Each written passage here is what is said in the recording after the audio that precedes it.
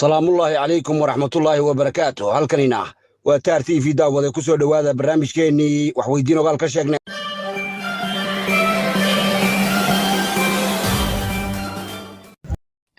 qodobada war iyo wacalan idinka hayna carreede waxaa ugu dooro 3 qof oo lagu heeriyeeyey ceelka laascaanood haanraawe buntland ka soo gaadhay dagaalada calmiska duulka qurjiile oo gaada ku dilay wiil dhallinyaro ah maraykanka oo dhababay sohodimaha uu la wadaago mexico madaxweyne cabdiraxmaan ciro oo dhagax dhigay talada sheekh bashiir axmed macalin fiqi oo geeridii jawaari dhalada u saaray xasan cali khayre faysal rooble oo sheegay in dagaaladii dawacala iyo laascaanood looga soo horjeeday aqoonsiga somalilan bidoodkii kiiniya oo gashi loo qaadanayo iyo weliba shiweynaha oo shacali urursiga oo lagu soo gebagabeeyey caynaba wararkaasi iyo wararka oo dheeraada ayaan idinhayna ay ku soo dhowaada barnaamijkeena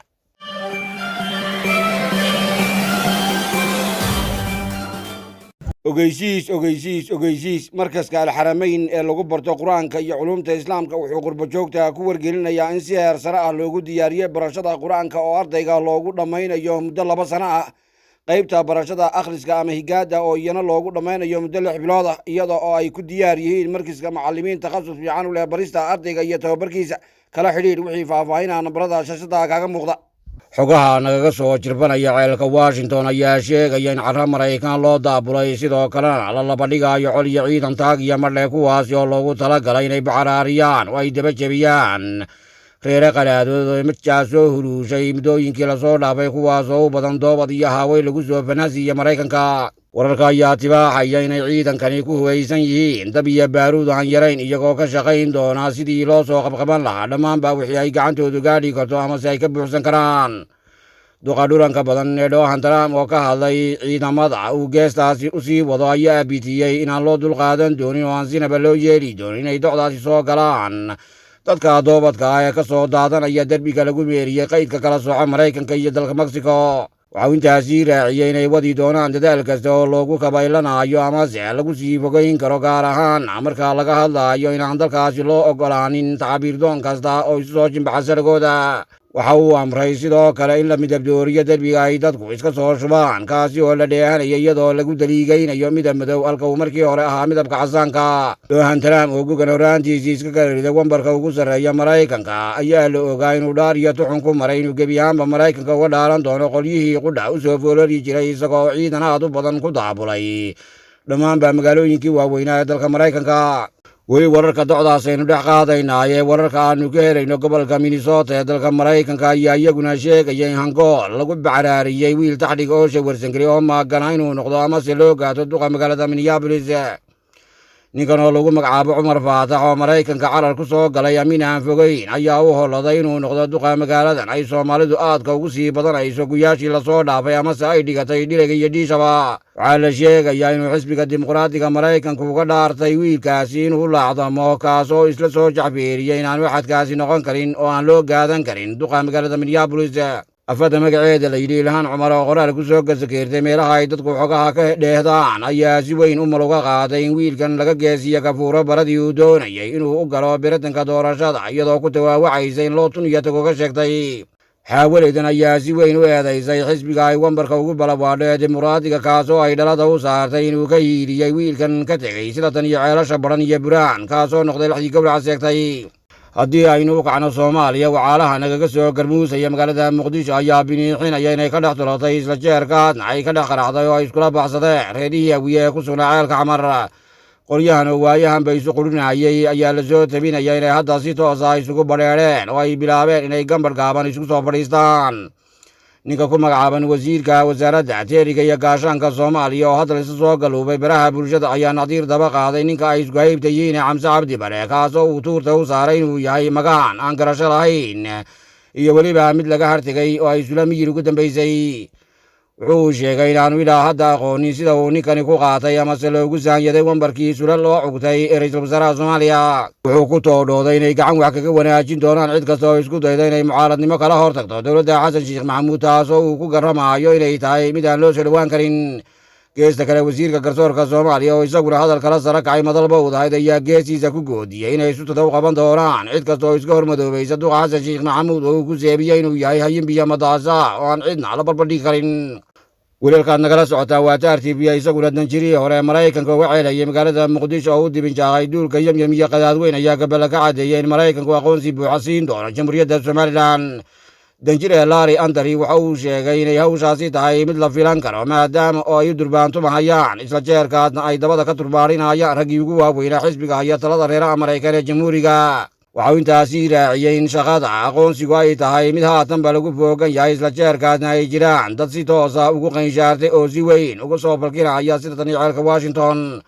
ninkan oo ka mid ahaa dadkii sida weyn u diidanaa in la aqoonsado Jamhuuriyadda Somaliland ayaa dhowaan baahiyay qoraal uu kaga muusanaabayo howlaha uu hadda miiqayo dhuqaluurka badan ee Donald Trump.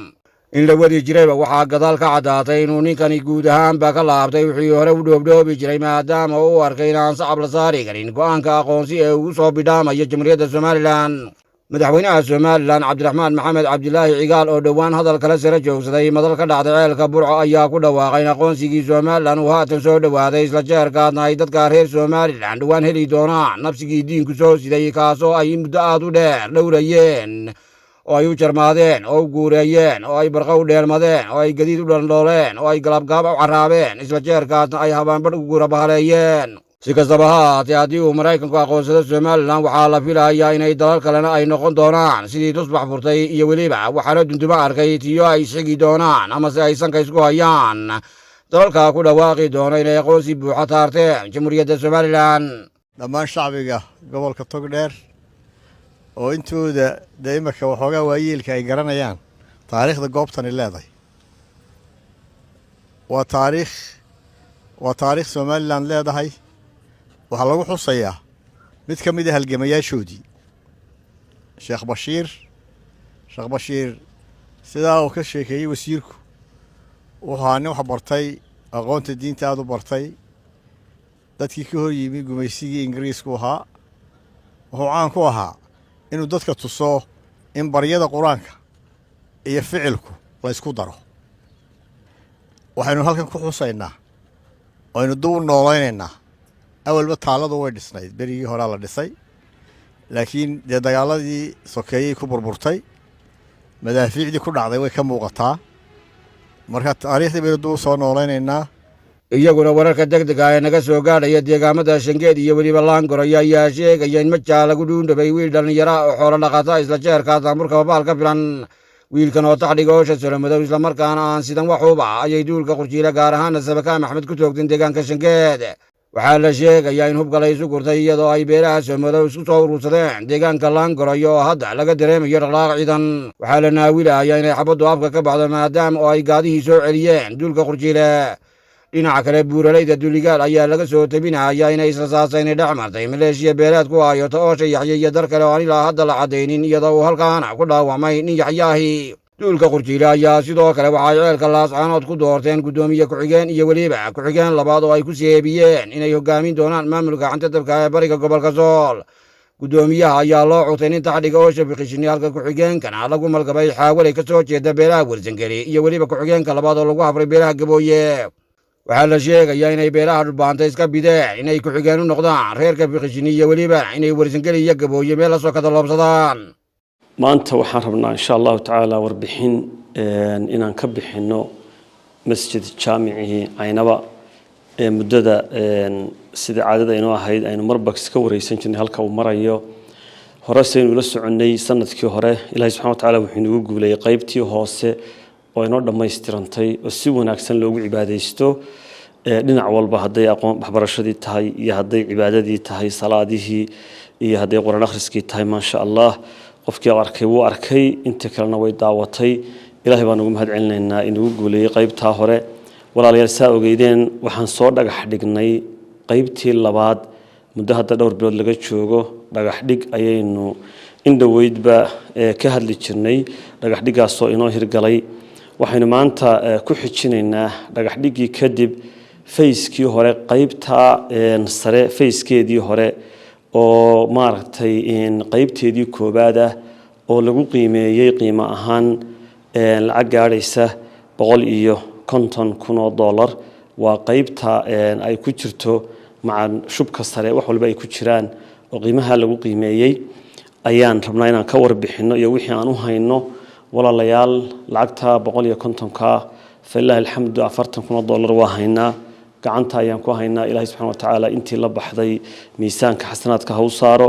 waxa kale oo aan haynaa 960 xabo oo sibidha sida aan warbixinta hore u soo sheegnay 3200 xabo oo sibidha ayaa galaya masjidka marka 900 iyo dheeraadka waynu haysanaa fillahi alxamdu walaalayaal qofkii kaga qayb qaadanaya sibidh qofkii kaga qayb qaadanaya materialka kale ee galaya waa u furan tahay ilaahina waxaan ka baryayaa jalla jalaaluhu sidoo tii hore inagu guuleeyay uu tan inagu guuleeyo marka waxaan uga baxayaa walaalkay Sheekh Maxamed Kaariye oo runtii ah laf dhabartii masjidkan raggii hore uga soo shaqeeyay isaga iyo culimo badan oo hore Ilaahay subhanahu wa ta'ala miisaanka xasanaadka ha u saaro maantana ka qayb qaadanaya walaalaha islaamka meel kasta kala joogan u weydiinaya qaybta labaad insha Allah ta'ala ee qorshaha noogu jirta inaanu bilaabi doono gaarsiin doona فليتفضل شيخنا وصلى الله على سيدنا محمد وبالله التوفيق. بسم الله الرحمن الرحيم الحمد لله رب العالمين والصلاة والسلام على نبينا محمد وعلى آله وصحبه وسلم. walaalayaal waxa aynu halkan u fadhinaa aynu ka maqalnay walaalkeen Maxamed Macalin Xirsi oo warbixin inaga siiyay masaajidka masjid jaamica magaalada Caynabo oo nagala qayb gasheen dhismihiisii tabaqa hoose oo dhamaaday sanadkii hore la furay lagu tukaday ma sha Allah de khayr badan ba in ka socda masaajidkaasi ama cilmi iyo aqoon iyo salaad ha noqotee iyo quraan lagu baranayo waxaynu halkan u fadhinaa maanta oo baaqin ka soo gaarsiinaa taabaqii labaad masaajidka feeskiisii hore oo aanu doonino inaynu isagana aynu dhameystirno inagoo inta inooga sheegay walaalkeen Maxamed jazallahu khayr lacagta inta inooga hadhay aynu doonino inaynu dhameystirno waxaan filayaa waa lacag inuu dhameystiri karno oo aynu ururin karno marka walaalaha dibadda iyo gudaha intaba joogtaba waxaan doonayaa oo aanu ka dalbaynaa inaad masaajidka soo caawisaan cidiini idinku isku niyoonaysa cidii waalidiintooda u niyoonaysa cidii